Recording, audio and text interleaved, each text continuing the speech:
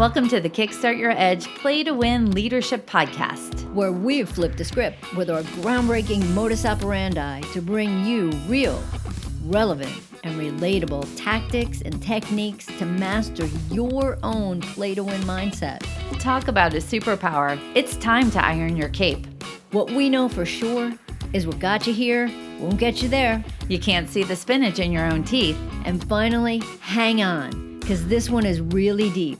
Once you realize that you are the traffic, everything makes complete and unadulterated sense. Welcome to The Edge, where playing not to lose is not an option. So, Kara, I know that you are familiar with my new slice of heaven. And it is when we are in North Carolina and I can ride my bike to the beach, do a 7 a.m. yoga class, and ride my bike home and be ready for meetings by 9 a.m. in the morning. I got to tell you, it was a magical day that day.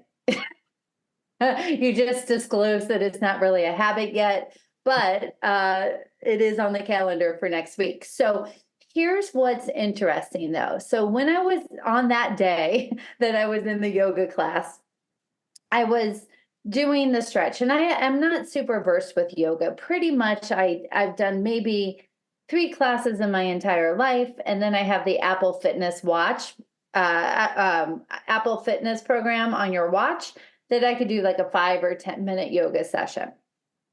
So I'm there doing it, loving that it's on the beach. It's a beautiful day. There's double rainbow, which has amazing meaning to me, and everything is right with the world.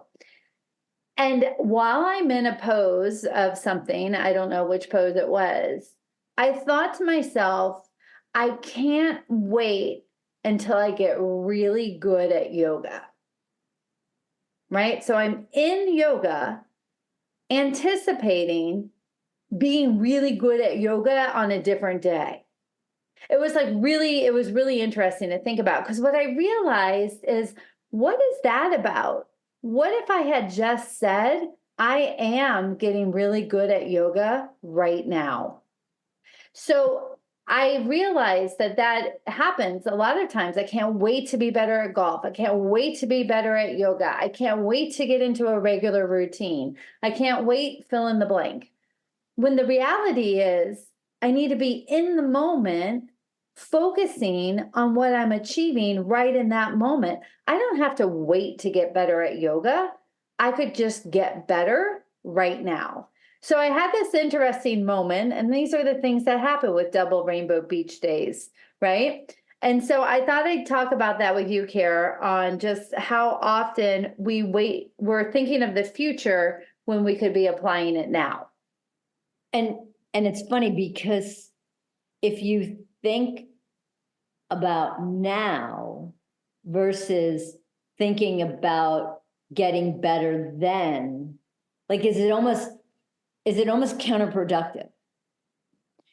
And what I mean by that, if you're thinking about then and the getting better, does that take away from the now and the actually getting better in the now? Because you can't get better in now if you're thinking about later. 1,000%.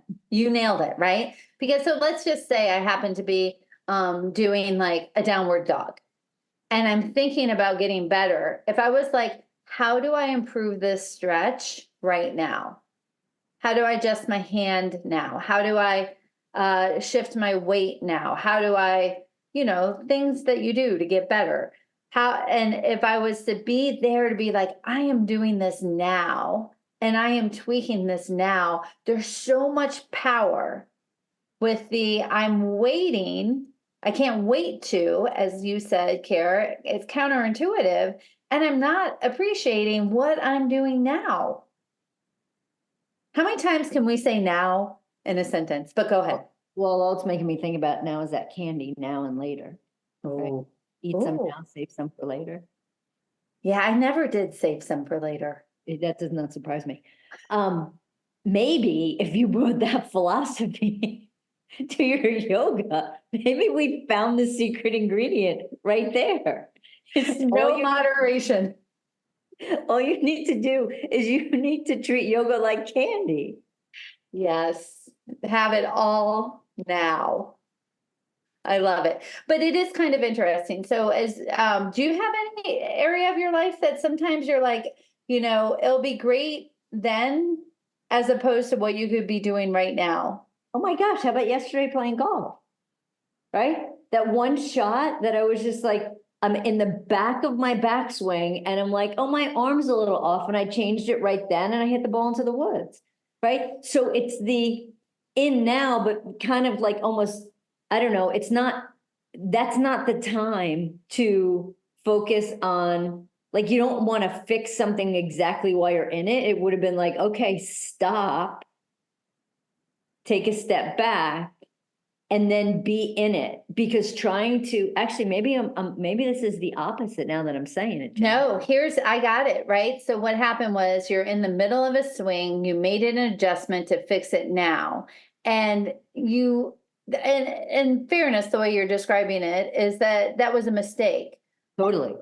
But only for that shot, right? So that shot didn't work out. You had to take an extra stroke, whatever, right? So yeah, for your score, not great. The ability, though, to be in the moment and like, how fast a backswing is? And to say I need to adjust my arm and to do it, like that is mindset Jedi mastery. So yes, result of the shot, not great. But the ability in the moment to be aware. Now, the next time it's letting go of the instinct to fix it, like you said, step back, regroup, and do it. But it is something that I, appreciate of what is it can I do now? So I do think it works. Yeah, I think you're right, because that the changing it then is going to apply better for today, which will be now. Yeah. I have all kinds of phrases that I'll do is, I'll say things like, I can't wait to get organized, or it'll be great to get organized on Friday. Why not right now? And even if it is just to write down a list of 3 things I'm going to do on Friday, we have this ability to say sort of a desire that we want, right? So what is it about yoga? Why can't I wait to get better at it? And it's really the results that I want, right? So one is that I might feel confident. I might feel powerful. I might actually get more benefit out of the actual activity. I could work on stretching and being more limber, like all of those things. But I can start to experience it today, right now, when I'm doing it. I just have one question. Yeah. For you, for now, what does yoga represent? Oh boy, you're going to make me think on that. For me, for now, what does yoga represent? I'll be honest, I think it's following through. This is a little bit odd, following through on commitment. And I'm going to tell you the reason why. There's this great question to ask yourself.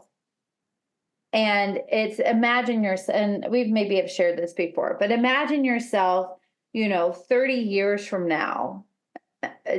So imagine when I'm 80, what is my 80-year-old self wish I would have done more of in my life? And the answer is stretching. I know that's crazy. It's one of many answers, but she does. She wants me to stretch. And I have said that, and I have made little promises to myself.